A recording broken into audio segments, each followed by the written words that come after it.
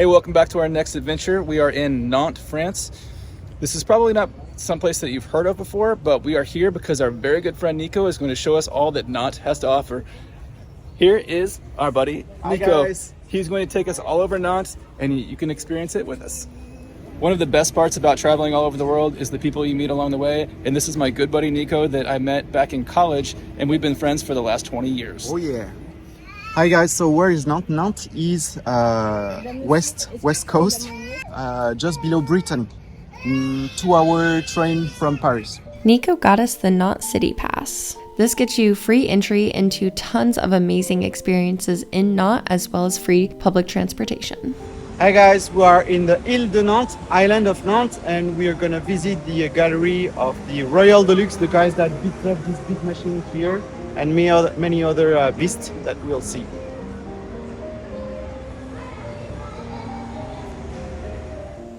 The artists and creators here manufacture giant steampunk-style creatures. Most of the parts are pneumatic, which means they're powered by compressed air. Many of the larger creatures have seats where people can ride on top and pull a series of levers causing them to move and interact. These artists' works have been featured at events all over the world, including Burning Man in the United States. Courtney and I were selected to ride on the giant ant and work the levers that move the rear legs.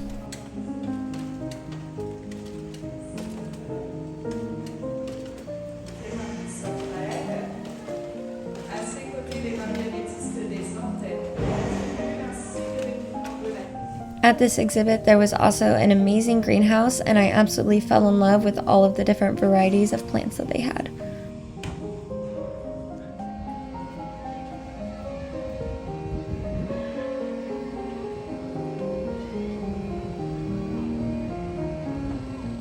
Our next tour of Nantes, we are stopping at a castle. Castle des Ducs de Bretagne, one of the Wait, hang on. Say that again. castle, le Château des Ducs de Bretagne. Okay. So from 1400, I would say, around, if my memory is not failing. The castle is located in the city center, and it is definitely a proper castle. It's surrounded by a moat and everything. The castle once housed the King of France when he would visit the region, but it has since been turned into a museum that showcases the history of Nantes. There was so much gorgeous art and antiques on display throughout the museum. There was also lots of interactive devices that ranged from for adults all the way to kids. Of course, there were a lot of stairs because it is a 15th century castle, but don't worry, they have now installed an elevator as well as all the modern conveniences. The whole tour takes about 1.5 to 2 hours to complete. Next up, Nico gave us a tour of the downtown area. There's tons of adorable little shops and fun little spots to eat. If you follow the green line, it will lead you between different tourist attractions. As you would find in most European cities, there is a huge cathedral. Unfortunately, it was damaged by fire a couple of years ago and it's still under renovation. The renovations are supposed to be completed in 2025.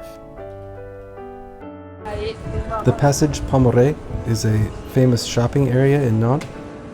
Passage Pommerais. A lot of shops.